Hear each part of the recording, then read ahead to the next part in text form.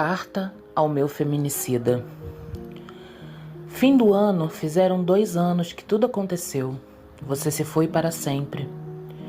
Eu gostaria de poder chorar a falta de um amigo, mas não consigo. Você foi egoísta demais. Nem isso você nos deixou. Me diz como seu filho poderia chorar a sua morte depois de saber o horror que você planejava. Como ele iria chorar a sua morte depois de ver o pai dar 3 tiros na mãe? Como sua filha iria chorar a morte da pessoa que ela julgava o herói cometer tamanha barbaridade?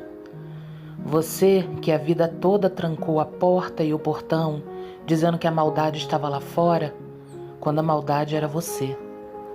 Já não era suficiente você me humilhar? Contar para as minhas amigas a minha intimidade? Já não era bastante você me jogar para baixo, afastar minha família e amigos?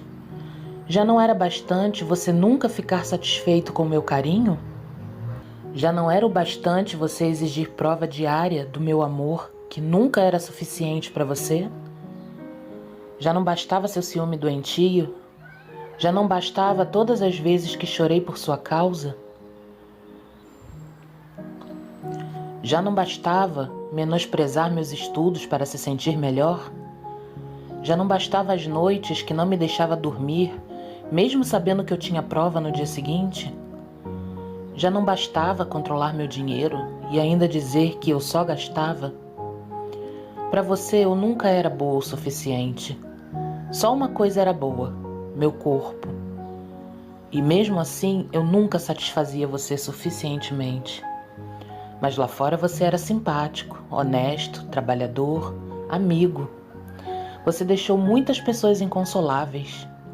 E deixou mais algumas viúvas também.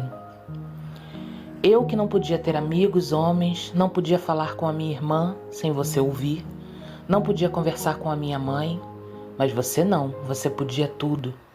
Podia levar outras para a cama, podia sediar até mulheres da minha família. Você podia até pegar conselhos com a sua amante para saber a melhor forma de me enganar. Nunca vou esquecer as rosas vermelhas na cama. O único buquê de rosas vermelhas em 17 anos de casamento. Foi ela que te ensinou como fazer. E você fez questão de me falar. Já não bastava quebrar meu braço com um tiro? Já não bastava alojar um projétil a milímetros da minha artéria e deixá-lo visível para quem quiser ver? E deixar cicatrizes nos meus dedos e nas minhas mãos? Você tinha que trocar tiro com os policiais que me socorreram. Você ainda tinha que morrer. E virou herói. Eu não. Eu estou viva, né? Mesmo com 3 tiros, com o Natal e Ano Novo sem conseguir comemorar nada, ainda assim estou viva. E tenho que aguentar o desprezo nojento da sua família.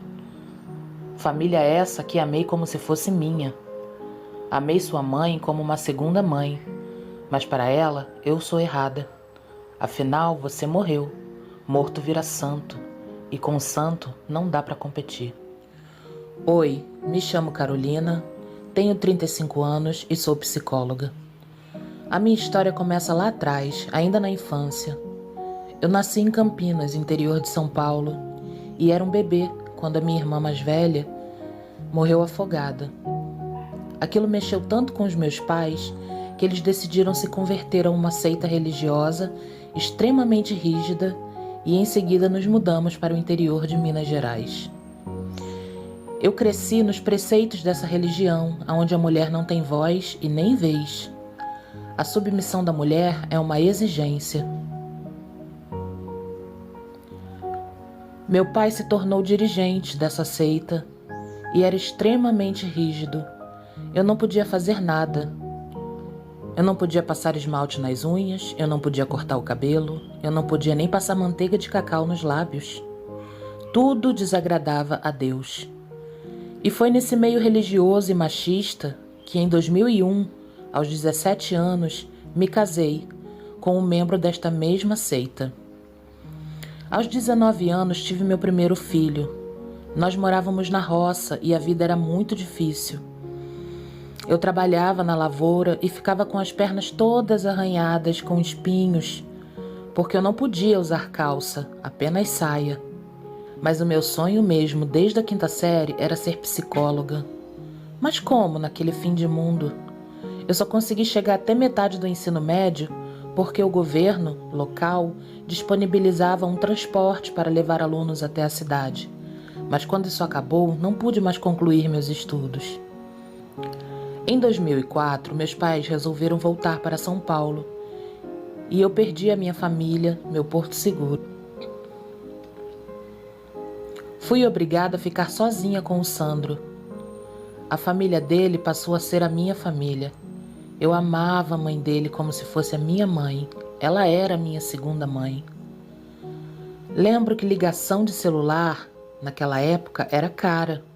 E quando ligávamos para minha família, o Sandro não me deixava falar com eles, pois dizia que eu só falava idiotice. Na verdade, eu tinha muita saudade deles e queria perguntar detalhes de todos. Como estavam, onde minha irmã estava estudando, o nome da escolinha. Enfim, queria me sentir próxima deles, mas eu era proibida de falar com eles.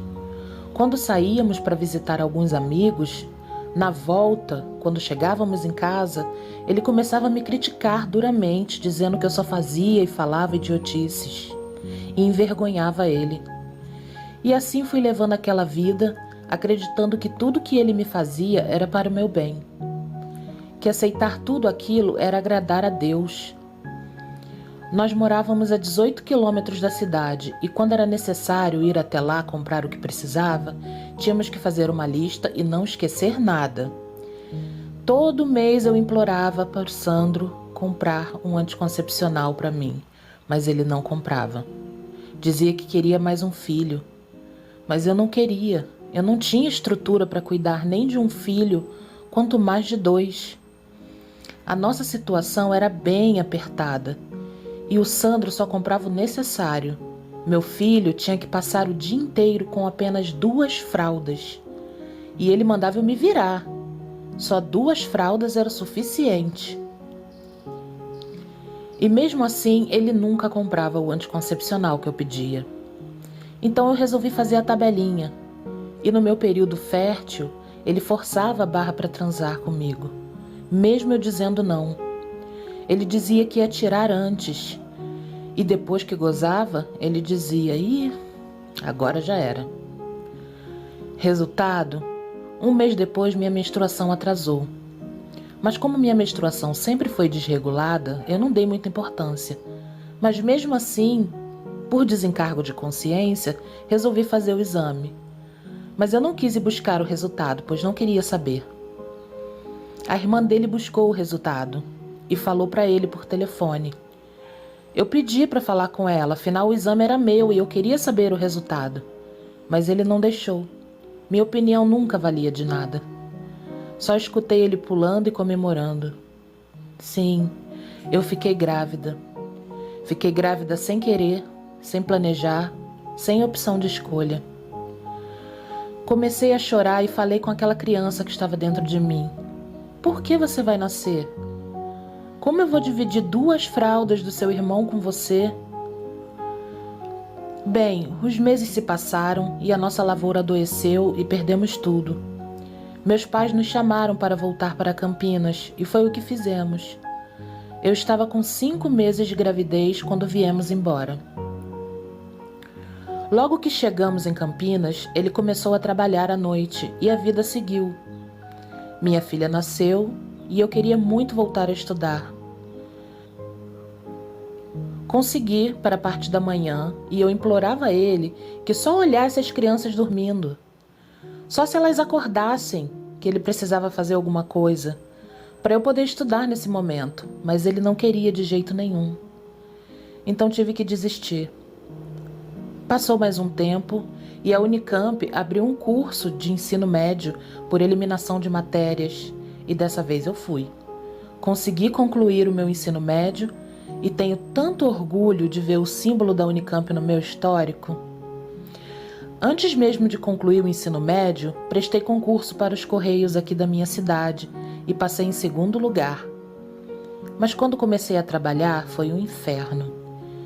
Eu tinha que provar todos os dias que o meu chefe e os meus supervisores não estavam dando em cima de mim. Ele ia atrás de mim no meu trabalho para mostrar para os outros que eu tinha marido. Eu fiquei 5 anos trabalhando nos Correios e nisso abriu outro concurso, também dos Correios, só que dessa vez para atendente. Eu fiz e passei.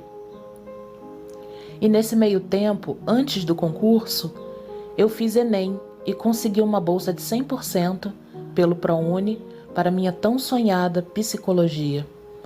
Eu chorei tanto de felicidade. Aquele era o sonho da minha vida.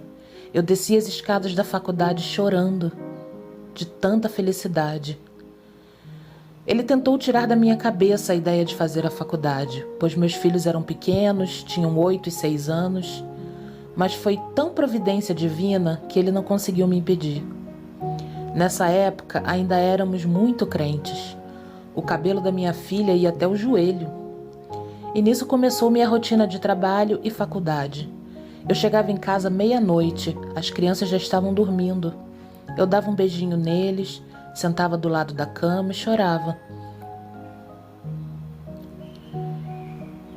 E às 6 da manhã eu acordava eles para a escola e daí só via eles meia-noite novamente. Toda noite que eu chegava em casa era uma sabatina, um ciúme. Eu tinha que dizer que o amava, eu tinha que provar que o amava. Se eu quisesse contar como foi meu dia, eu tinha que omitir os meus amigos homens. Eu só dizia amigas. Eu gostava muito dele, sabe? E eu acreditava também que ele gostava muito de mim. E assim seguiu minha rotina. Minha filha, com 9 anos, já aprendeu a cozinhar e cuidar da casa. Quantas vezes eu estava fazendo o trabalho da faculdade e ela vinha trazer meu pratinho de comida com o maior capricho. Eu morria de dor daquilo, mas sou muito grata à minha filha por ter me ajudado tanto. Todos os dias que eu chegava, eu tinha que dizer o quanto o amava. Isso era todo dia. Eu queria ficar com as crianças um pouco porque eu sentia saudade deles. Eu sentava com eles no sofá para perguntar como foi o dia. Nessa época eles já não dormiam mais tão cedo e me esperavam chegar. Mas ele não deixava, mandava as crianças para o quarto dormir, para ele ter a minha atenção exclusiva só para ele. Nessa época, ele expulsou meu pai lá de casa. Aquilo doeu tanto em mim. Depois expulsou minha mãe e minha irmã. Eu pulava na frente dele tentando impedir que ele fizesse isso com a minha família. Eu implorava para que ele não fizesse isso. E ele dizia que a casa era dele. Poucas amigas e parentes também foram se afastando cada vez mais, pois cada vez que eles vinham em casa, ele fechava a cara e deixava bem claro que não estava gostando. Gritava com as crianças na frente da visita, batia na mesa e aos poucos eu fui me vendo sem ninguém. Meus amigos eram os amigos dele. Quantos finais de semana eu fazia almoço e convidava minha família e eles sempre davam uma desculpa diferente. E ninguém vinha na minha casa mais. Eu comecei a ficar sozinha. Eu chorava muito. Um dia, quando eu ia apresentar o meu TCC, meu filho chegou para mim e disse: "Mãe, eu tenho uma coisa para te contar, mas eu vou esperar você apresentar seu TCC. Depois eu conto." Eu fiquei preocupada, achando que ele estava sofrendo algum tipo de bullying ou apanhando no colégio e pressionei para que ele falasse imediatamente. Ele não queria, mas eu o forcei a falar. E ele me disse: "Mãe, o meu pai tem uma amante." Na hora que ele falou isso, eu não levei a sério. Para mim, ele estava com raiva do pai, porque o Sandro sempre bateu muito nele.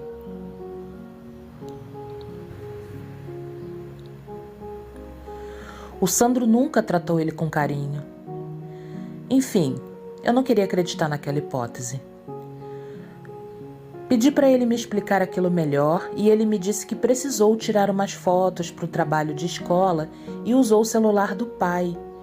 E viu, por acaso, no WhatsApp, ele marcando um encontro com essa mulher. E que outro dia, também, ele havia escutado o pai falando no celular e dizendo "tchau, amor." E nisso ele perguntou: "É a mamãe?" E o pai falou: Não, é uma cliente."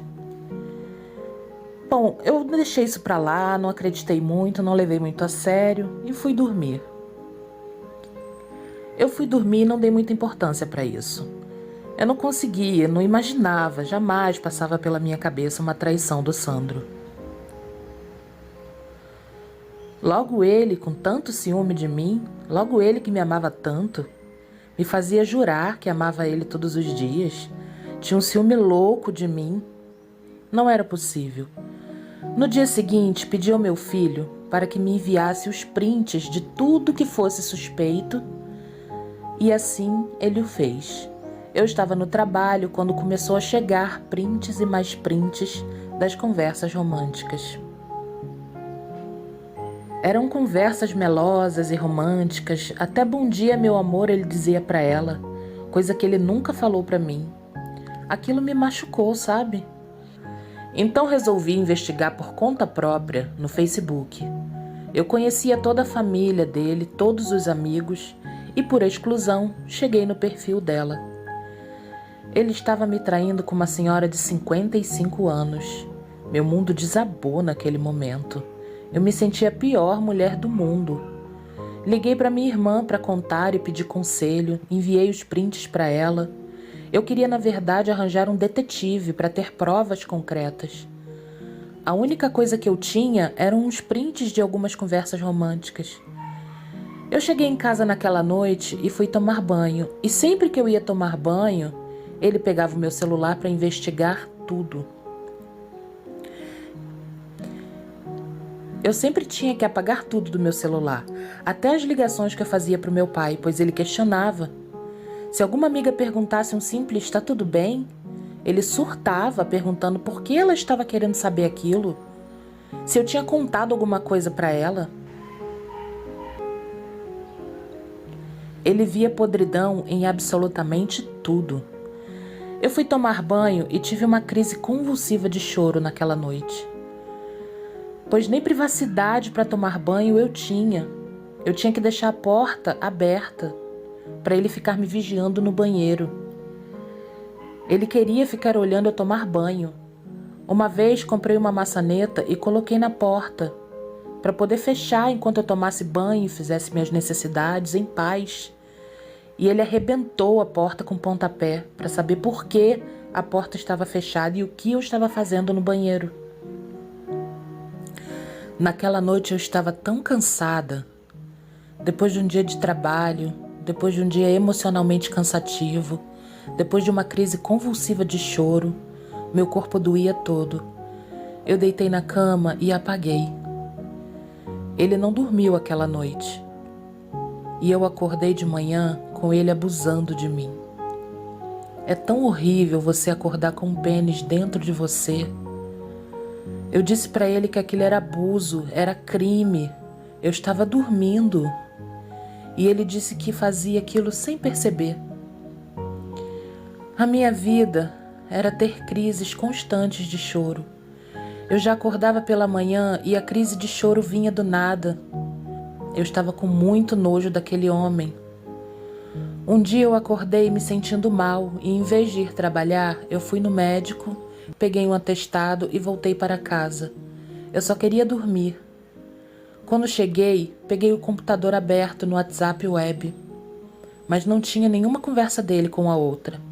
Só as mensagens e prints que eu enviei para minha irmã, como se eu tivesse enviado para ele. Como era novidade o WhatsApp web naquela época, eu não entendia direito como funcionava e fiquei ali tentando entender como era possível a mensagem que eu mandei para minha irmã estar ali como se eu tivesse enviado para ele. Naquela noite, enquanto eu tomava banho e chorava no box, ele mexeu no meu celular e enviou toda a conversa para o celular dele. Nessa hora ele chegou e entrou no quarto e viu que eu vi tudo aquilo e me falou o seguinte: "Vamos ser adultos? Por que você mandou essas mensagens para sua irmã?" E eu respondi: "Vamos ser adultos? Por que você está me traindo? Logo você, que sempre recriminou meu pai por ter abandonado a minha mãe para ficar com outra?" Ele confessou a traição. confessou que já tinha ido para a cama com ela. E ali eu tirei a minha aliança e joguei longe. E despejei todo o meu ódio contido em cima dele. Botei tudo para fora. Ali eu já considerava meu casamento acabado. Eu não confiava mais nele. Um pouco antes disso acontecer, ele havia comprado uma arma com o meu sogro. Eu implorei tanto ao meu sogro para que não vendesse essa arma para ele, mas não teve jeito. E o Sandro comprou, pois ele dizia que todo cidadão de bem tinha que ter uma arma para defender a sua casa e a sua família. Nisso, eu passei a não dormir mais na mesma cama que ele. Eu tinha pesadelos com ele me matando, me esfaqueando. Ele sempre disse que nós íamos morrer juntinhos. Aquilo era uma declaração de amor, mas para mim sempre soou como uma ameaça. Mas voltando, eu não conseguia mais dormir a noite toda com medo dele me matar. Eu nem precisava dormir, eu fechava os olhos e já vinha na minha cabeça a imagem dele me matando. Então fui até o quarto para tentar conversar com ele. Naquele dia eu me senti tão suja, porque o que eu mais queria era distância, mas eu precisava amenizar aquela situação, aquele clima, por medo. Parecia até que o meu subconsciente já estava me alertando. Perguntei a ele como resolveríamos aquela situação. E ele olhou para o teto, no teto da casa que ele mesmo construiu, e respondeu assim: É duro você trabalhar a vida inteira para no final você ficar só com a metade. Mas ele não trabalhou sozinho, eu também trabalhei duro a vida inteira. Entregava carta debaixo de sol quente. Eu nunca pude contar com o dinheiro dele para nada, embora ele ganhasse muito bem. Nem para um esmalte eu podia contar com o dinheiro dele. Eu queria mesmo me separar, mas eu não tinha coragem. Eu morria de medo de ficar sem os meus filhos, pois naquela época eu não tinha tempo de cuidar deles, e com certeza o juiz daria a guarda dos meus filhos para ele. E fora o medo dele nos matar. Eu queria sair de casa, mas eu queria ir saindo aos poucos. Mesmo com tudo isso, com essa separação de corpos, com a traição, eu ainda fiquei debaixo do mesmo teto que ele durante 1 ano e meio. E durante esse tempo eu fui juntando dinheiro escondido para alugar um outro canto para eu morar. Eu escondia dinheiro no armário do meu trabalho. Já preparei as crianças, que me separaria, e não exigi que eles escolhessem ficar com pai ou com mãe. Se eles quisessem, um dia eles dormiriam comigo, se eles quisessem, outro dia eles dormiriam com o pai, e não precisavam ficar divididos entre mim e ele. Isso era dezembro de 2017, e minha filha me pediu para esperar. E minha filha chegou para mim e pediu: Mãe, vamos esperar passar as festas para a gente passar em família, todos juntos? Depois você se separa. Nessa época ela já estava com 12 anos e meu filho com 14. E eu concordei. Disse a ela que só falaria com ele em janeiro. E ainda daria um tempo para ele se acostumar, pois eu respeitava os sentimentos dele como homem. E em fevereiro nós nos mudaríamos para casa nova.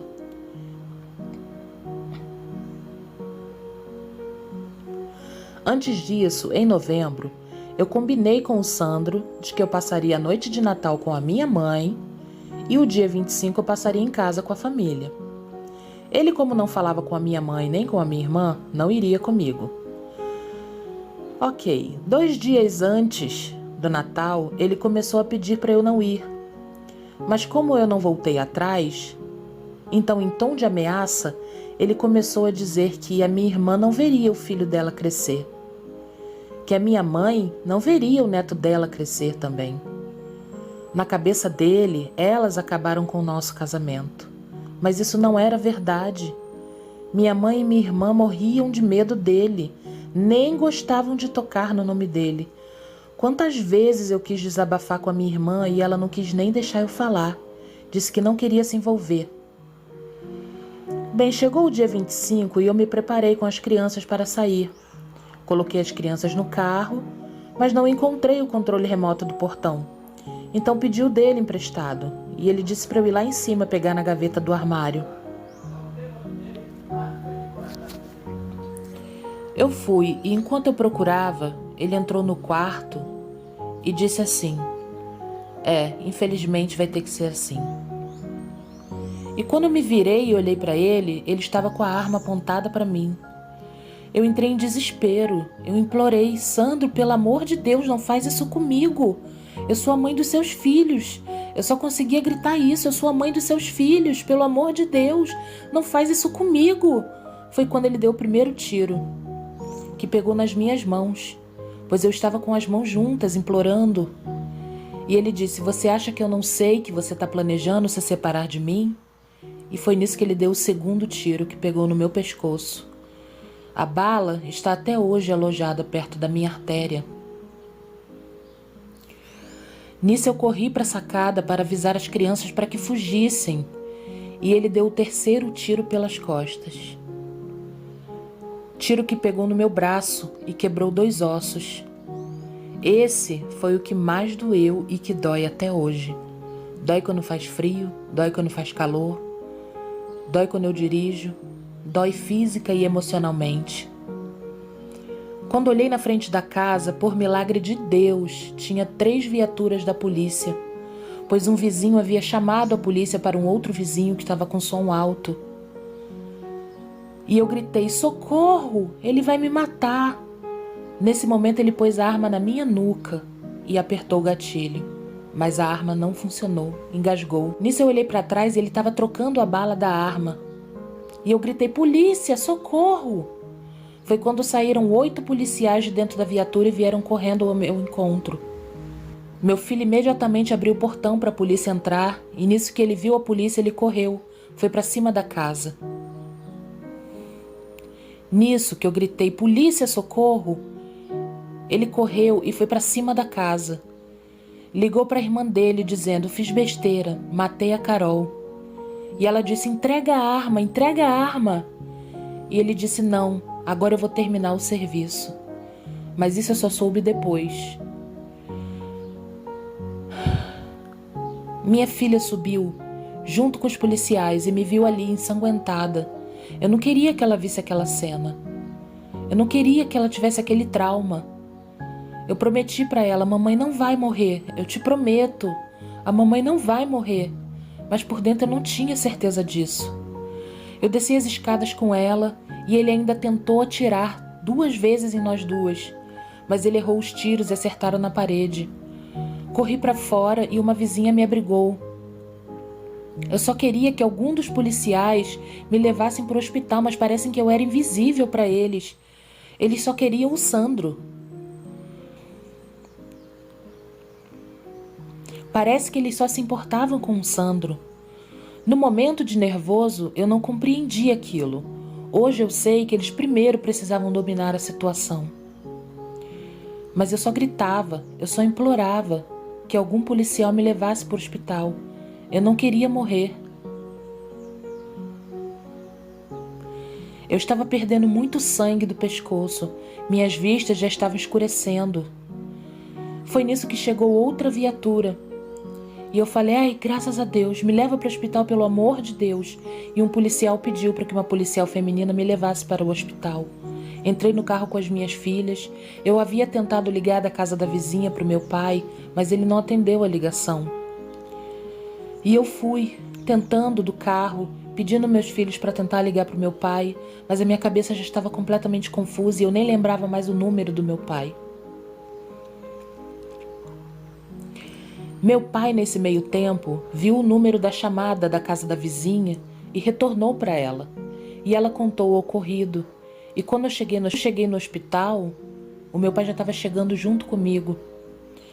Quando eu vi o meu pai naquele momento, eu dei graças a Deus, porque agora eu podia entregar meus filhos para ele e morrer em paz.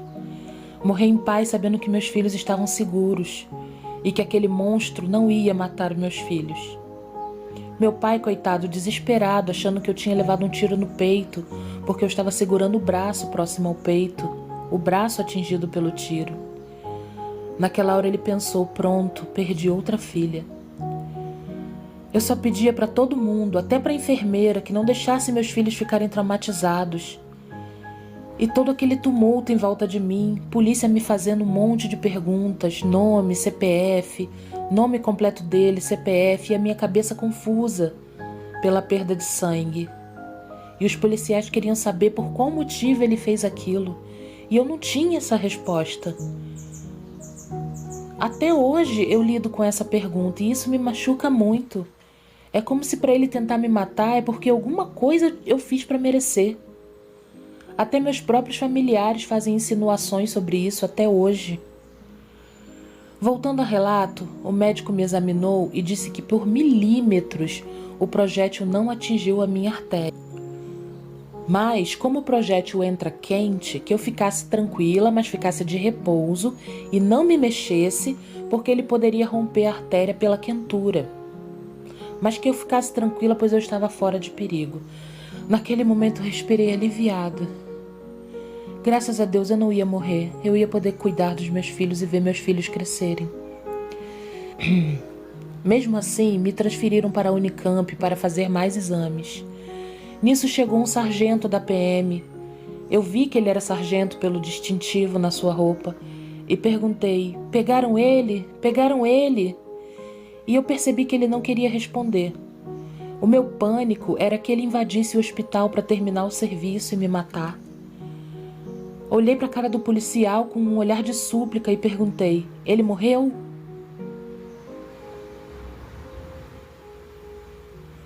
E o sargento disse que sim com a cabeça.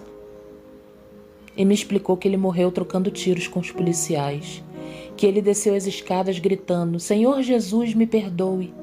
Senhor Jesus, me perdoe!" E atirou contra os policiais, e os policiais revidaram. Naquela hora, eu só dei graças a Deus. O meu pesadelo havia chegado ao fim. Hoje, tento dar o melhor de mim para os meus filhos, para evitar o trauma neles.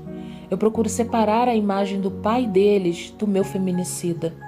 Eu respeito a imagem dele. Eu respeito a imagem do homem que tentou tirar a minha vida. Consolo eles em datas de aniversário, datas de Dia dos Pais. Embora eles me deem todo o apoio possível, estejam sempre do meu lado. Ainda assim é o pai deles. Vim aprender sobre relacionamento abusivo depois disso. E tudo fez sentido. Ele era um psicopata e eu convivi, aliás, eu sobrevivi com ele 17 anos, sem saber. Ele tinha todos os traços, judiava de animais, não sentia remorso, nem tristeza, nem preocupação, deitava na cama e dormia em 2 segundos. Nunca se desculpava por nada. Me acordava de madrugada aos gritos, só para me assustar. Só de ruindade, só para não me deixar dormir. Tantas vezes ele fez isso. Hoje eu entendo que era de ruindade, que era de propósito.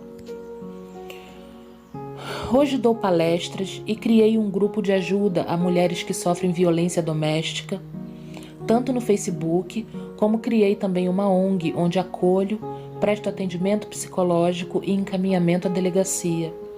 Minha missão hoje é dar acolhimento a mulheres vítimas de violência física e psicológica. Eu ainda sofro ameaças vindo da parte da família dele. Um sobrinho dele disse que ainda vai terminar o trabalho que o tio começou. Minha ex-sogra, que eu amava como uma mãe, não quer me ver nem pintado de ouro. É só mais um caso onde a culpa é da vítima. No mais, me sinto livre, a liberdade que nunca tive na vida. Pequenas coisas como poder ir no banheiro, fazer minhas necessidades com a porta fechada, para mim é uma felicidade. Receber meus amigos? Nem pensar. Sentar no sofá com os meus filhos e curtir eles em paz, para mim era um momento muito grande de felicidade. O braço e a alma ainda doem bastante, mas não são maiores que a sensação de paz e liberdade na minha alma. Fim. Um beijo e até o próximo vídeo.